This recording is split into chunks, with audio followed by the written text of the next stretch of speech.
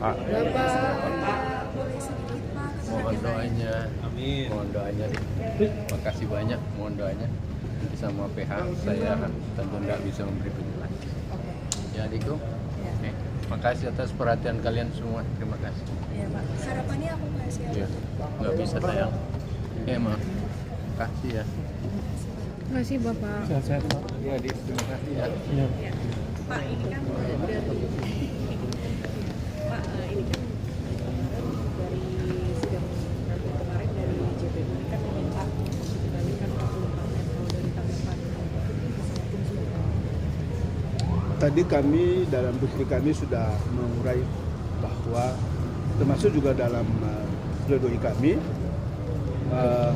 apa yang telah disita oleh KPK menurut hemat kami itu adalah penghasilan yang sah yang diperoleh dari Pak SCL maupun keluarganya dalam kurun waktu 30 tahun beliau menjadi pejabat di Sulawesi Selatan. Oleh sebab itu, apalagi ditambah dengan rekan JPU belum mampu membuktikan bahwasanya itu adalah uang hasil kejahatan, sehingga sudah sepatutnya hemat kami uang itu mesti dikembalikan kepada si pemiliknya. Siapa pemiliknya? Ya Pak SCL maupun keluarga. Ya. Harapannya seperti apa nih Pak di putusan nanti?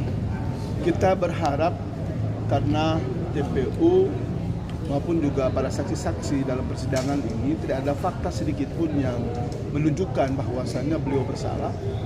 Beliau menyuruh, kemudian beliau mengarahkan, atau beliau selalu memberi ketegasan terkait dengan soal kumpul-kumpul uang yang ada di eselon 1 maupun juga eselon 2.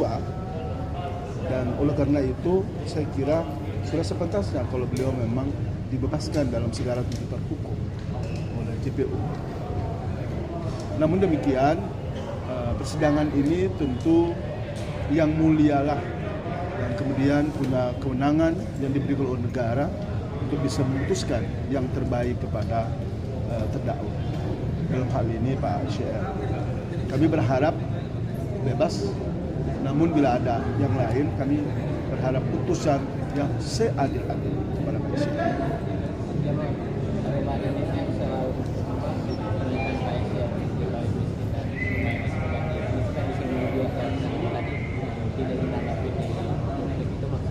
Ya, karena memang ya menurut hemat kami itu adalah sebuah fakta, akan tetapi itu tidak masuk dalam rangkaian proses persidangan sebagai fakta-fakta yang kemudian diperdebatkan di persidangan, sehingga kami tidak perlu untuk menanggapi. Kami cukup hanya menanggapi apa yang disampaikan rekan-rekan JPU dalam tuntutan, kemudian dituliskan dengan repliknya, dan kemudian kami jawab ataupun kami bantah dalam bukti kami.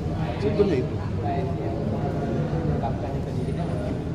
Ya, supaya tahu bahwa memang beliau adalah seorang pejabat negara yang selama ini tidak serakah, yang tidak suka dengan hal-hal sebagaimana yang dituduhkan kepada beliau.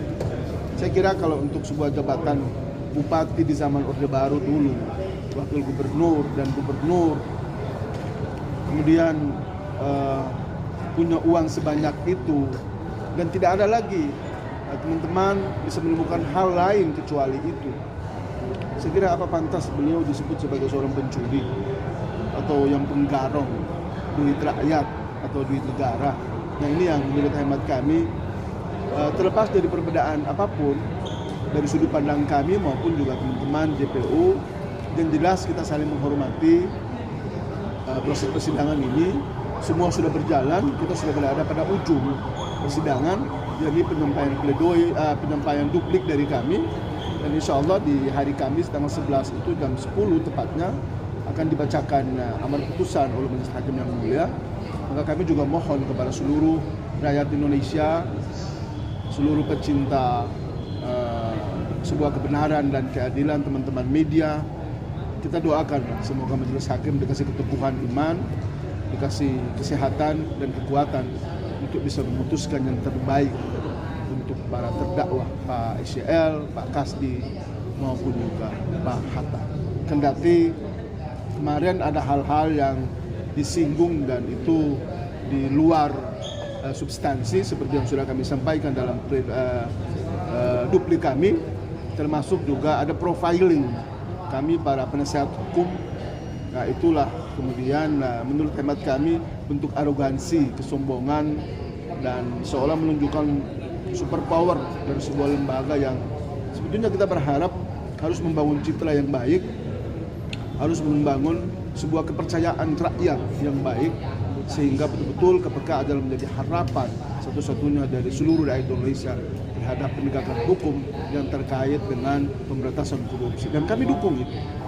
Hanya saja ya tolong jangan di-profiling, karena apakah itu konstitusional atau tidak, apakah itu benar atau enggak, dan itu seolah-olah kami melihat tersirat itu mengancam kami maupun juga bisa saja mengancam majelis hakim agar hati-hati dalam mengambil keputusan.